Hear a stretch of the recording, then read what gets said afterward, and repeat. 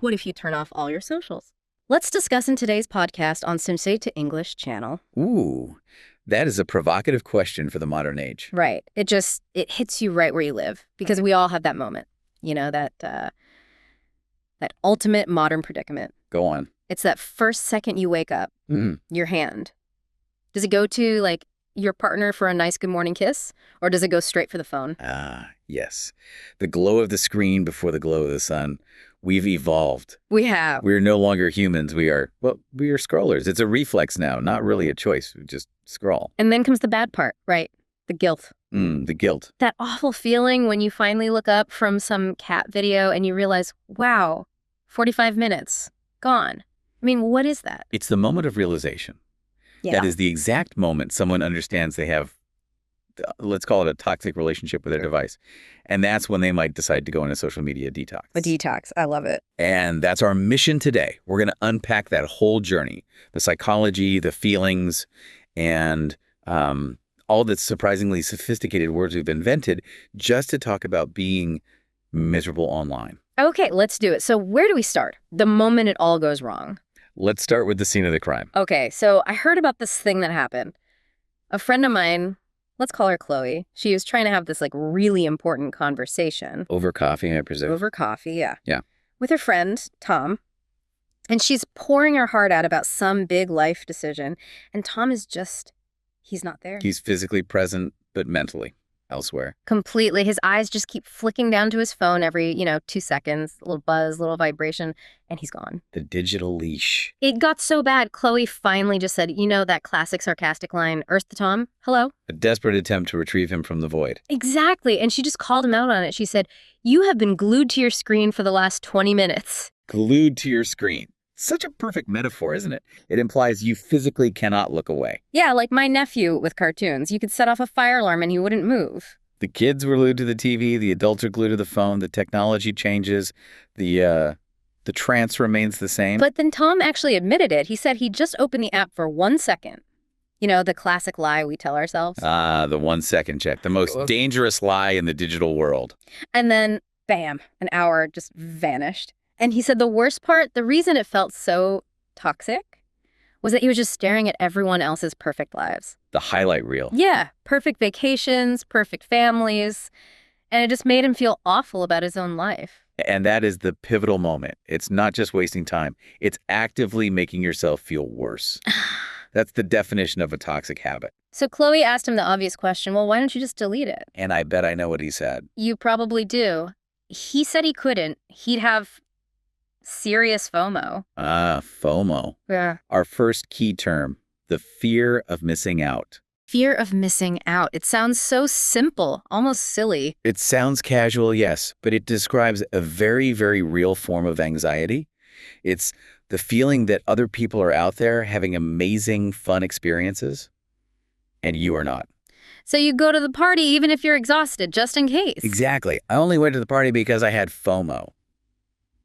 But here's the irony that Chloe pointed out to him. What's that? While he was so afraid of missing out on something online. Oh, he was missing out on real life, the actual conversation happening right in front of him. Precisely. A magnificent and rather depressing observation. Wow. Okay, but that's not the only weird word he used. He said he had this other late night habit. He called it doomscrolling. Doomscrolling. I do find that word grimly fascinating. It sounds so dramatic, like from a fantasy novel or something. It's a very new word, actually, just recently added to the big dictionaries.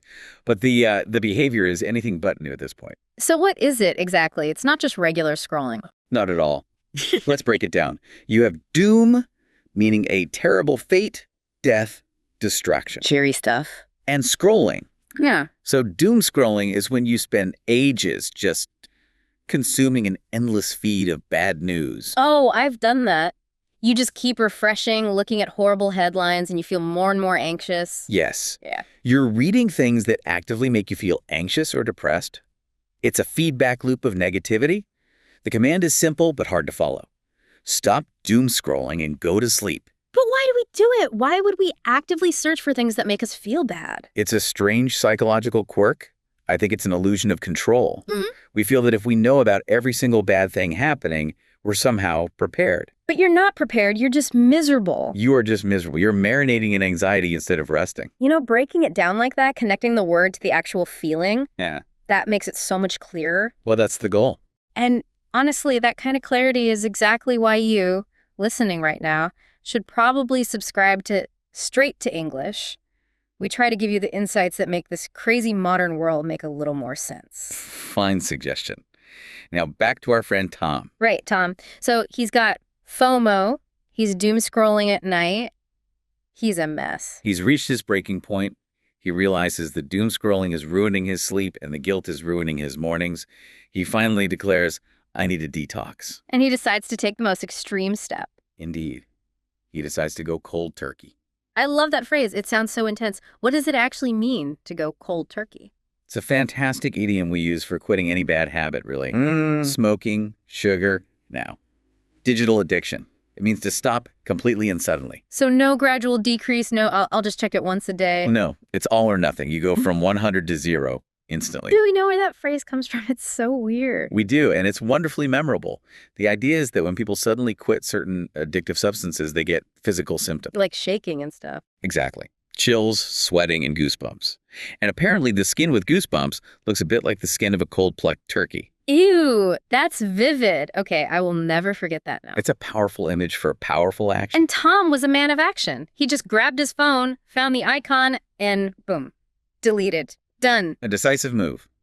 Yeah. But then came the aftermath. The aftermath. This is the crazy part. He said the moment the icon disappeared, he felt this jolt of anxiety. And then his own body betrayed him. Yes.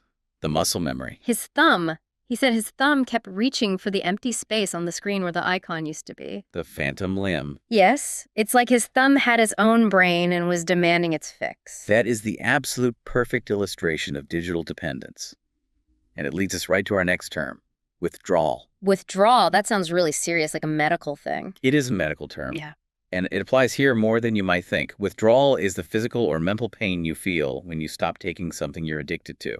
So the anxiety Tom felt, the restlessness, that's withdrawal. That is digital withdrawal. His nervous system was protesting. It's been trained to expect that constant tiny reward, that little dopamine hit from a notification, and suddenly it's gone. So his thumb reaching for nothing, that's his brain screaming, where's my dopamine? In a nutshell, yes. Yeah. It's a sign of how deeply the habit was ingrained. But it's very important for people to know that this feeling, it's temporary.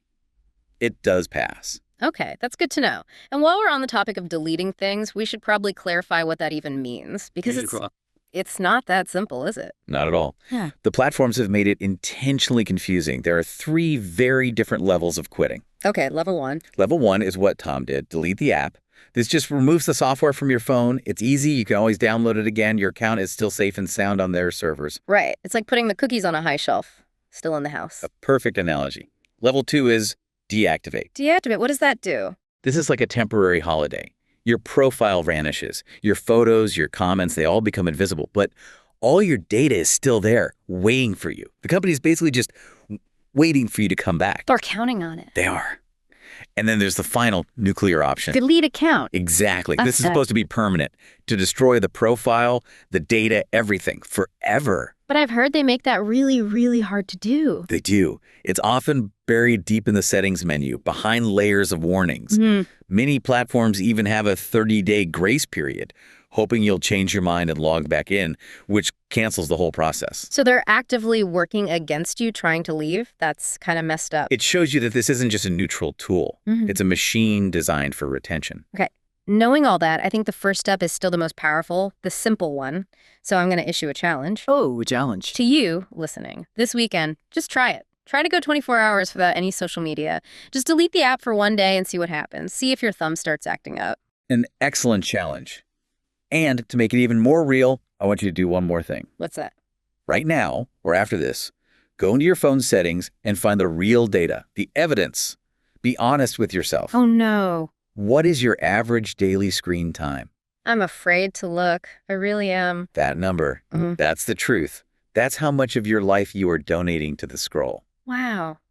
Okay, when you put it like that, That feeling of freedom you get when you take a break suddenly seems a lot more valuable. It does. And that phrase Tom used, my thumb keeps reaching, I think that just perfectly captures it. It's not in our heads, it's literally in our bodies. It's a conditioned response. Yeah. So here's the final thought I'll leave everyone with. Let's hear it. If the only thing holding you back from a real-life connection, from finishing a book, from just having a quiet moment, if the only barrier is the fear of missing out on a digital life, Yeah. what incredible, real, meaningful experiences are you already missing out on while you are glued to your screen? That is the perfect question to end on. A huge thank you for breaking all of this down for us. My pleasure. And if you found this deep dive into modern life useful, please do us a favor and subscribe to the Straight to English channel.